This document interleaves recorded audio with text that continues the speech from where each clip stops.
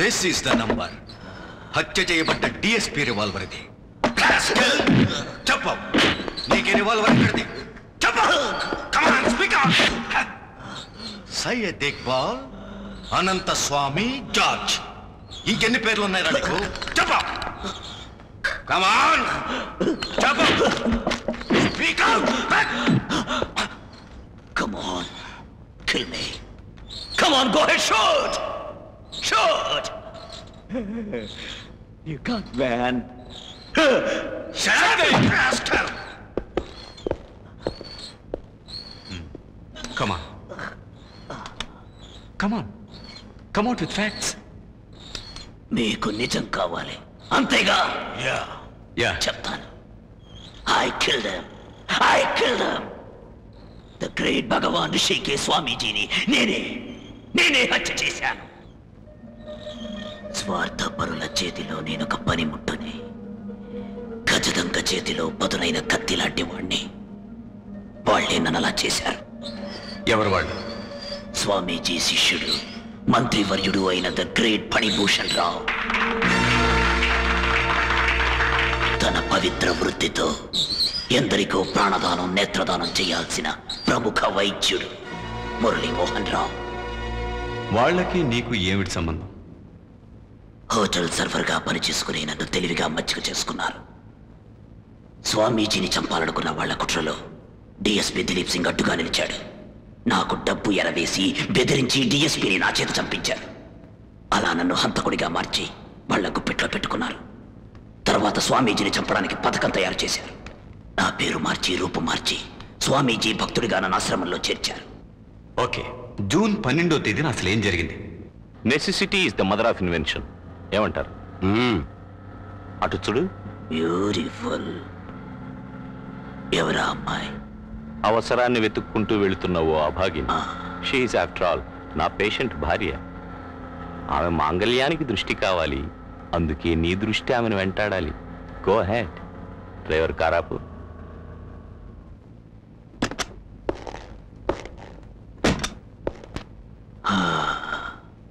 కానీ నా పథకంలో మీకు తెలియంది కేవలం నాకే తెలిసింది.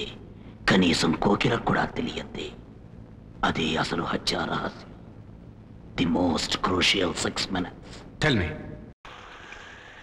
ఆ రోజు రాత్రి 9:54 నుంచి 10 గంటల మధ్య కాలంలో, అంటే కేవలం 6 నిమిషాల మధ్య కాలంలో జరిగిన అసలు విషయం.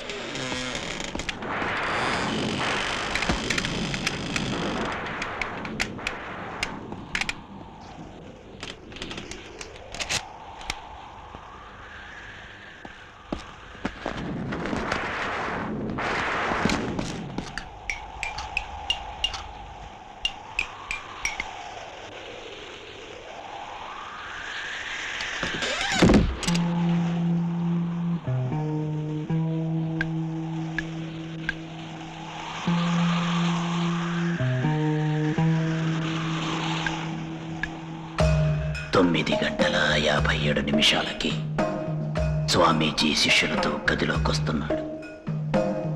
వెంటనే నా వేషం మార్చుకుని ఆ శిష్యుల్లో నేను ఒకటిగా వెళ్ళాను.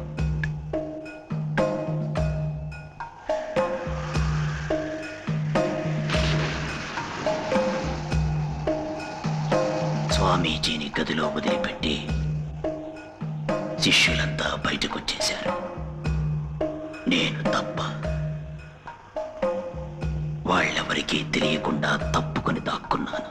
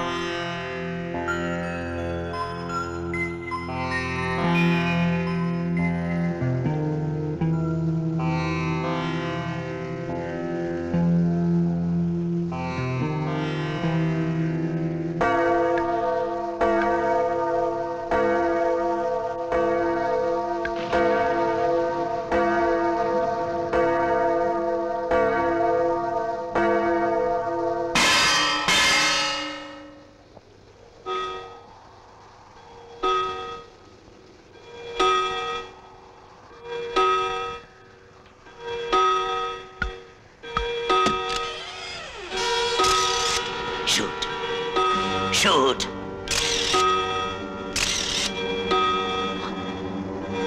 Come on shoot. హత్య చెయ్యలేని ఆమె మానసిక స్థితిని ముందే గమనించిన నేను తను హత్య చేసి స్వామీజీని నేను చంపాను. ఆమెను అక్కడి నుంచి తప్పించాను. ఆ రకంగా నా చేతికి మట్టంటుకోకుండా నా పథకాన్ని ముగించాను. వాళ్ళకు కావలసిన కోట్లాది రూపాయల స్వామీజీ ఆస్తిని దొంగిలించి వాళ్ళకు అప్పచెప్పాను. నాకు కావలసిన షేరు వాళ్ళు నాకిచ్చాను. తర్వాత నేను పట్టుబడే ప్రమాదాన్ని గమనించిన నేను ఆమెకు ఫోన్స్ చేసి బెదిరించి హింసించాను. ఎమోషనల్ బ్లాక్మెయిల్ చేశాను. This is all politics, crime for money. డబ్బు కోసం చేసిన నేరం వెనుక తాగిన రాజకీయ. ఇప్పుడు చెప్పండి, ఎవరు నేరస్తులు? పనిముట్ట? దాన్ని స్వార్థానికి వాడుకున్నవాడా? హత్య చేసినవాడా? చేయించినవాడా? Come on, tell me. I am ready for any punishment. Yeah. మీకు దమ్ముంటే ద గ్రేట్ పొలిటీషియన్ పరిభూషణ్ రావుని ఆ డాక్టర్ని శిక్షించండి. Come on, go ahead. You can't. No, you can't do it. Okay. Relax. Thank you for the information, gentlemen. Defense lawyer, you can proceed. Thank you, your honour. Bhagwan Rishikesh Swamiji హత్య కేసుని పరిశోధించడానికి నియమితుడైన ఈశ్వర్ అనే CBI అధికారి నిస్వార్థ సేవాపరుడైన మంత్రి శ్రీ ఫణిభూషణ్ రావు గారి మీద తన పవిత్రమైన వైద్య వృత్తితో ఎందరికో నేత్రదానం చేస్తున్న డాక్టర్ మురళీమోహన్ రావు గారి మీద నిరాధారమైన ఆరోపణలు చేసి వారి పరువు ప్రతిష్టల్ని న్యాయస్థానానికి ఈడ్చటం క్షమించరాని నేరం. ఋషికేశ్ స్వామీజీ హత్య కేసులో పవిత్రమైన తన వృత్తి ధర్మాన్ని మంటగలిపి అంతకులతో లాలూచీపడి పెద్ద ఎత్తున అవినీతికి పాల్పడ్డాడు. ఒక తప్పుని కప్పిపుచ్చుకోవటానికి అనేక తప్పులు చేసిన నేరస్తుడు ఈశ్వర్ తెల్లవారితే నిజాలన్నీ బయటపడతాయన్న ప్రాణభయంతో పలాయనం చిత్తగించాడు. కాబట్టి యువర్ ఆనర్, కంచే చేనుమేసిన ఈ కేసులో నిజానిజాలను పరిశీలించి ముద్దాయికి తగిన శిక్ష విధించవలసిందిగా కోర్టు వారిని కోరుతున్నాను. ఆగండి యువర్ ఆనర్. న్యాయస్థాన నియమాల్ని అతిక్రమించి ప్రవర్తిస్తున్నందుకు గౌరవనీయులైన న్యాయమూర్తిని క్షమాపణలు కోరుతున్నాను. ఈ కేసుకు సంబంధించిన పూర్తి నిజానిజాలు తెలిసిన ప్రత్యక్ష సాక్షిని నేను. తమ ధనదాహాన్ని తీర్చుకోవడానికి దైవ సమానులైన వ్యక్తిని అతి దారుణంగా హత్య చేసిన కొందరు దుర్మార్గులు శిక్ష నుంచి తప్పించుకునే తమ వ్యూహంలో అసహాయరాయులైన ఒక ఆడదాని జీవితంతో భయంకరమైన ఆట ఆడుకున్నారు. I object this unusual interruption, Your Honor. Objection overruled. Carry on. Thank you, Your Honor. చట్టానికి జీవితాన్ని పణంగా పెట్టుకున్న ఆ సిన్సియర్ పోలీస్ ఆఫీసర్ని అమానుషంగా కాల్చి చంపారు.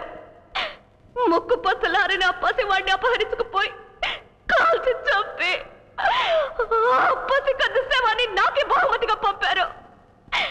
నా భర్తని కాపాడడానికి వెళ్ళిన ఆ సిబిఐ ఆఫీసర్ని కూడా మాయించేశారు. రేపటి తరాన్ని, అదే ఆ పసివాడి శవాన్ని ఈ చేతులతో పూడ్చాను.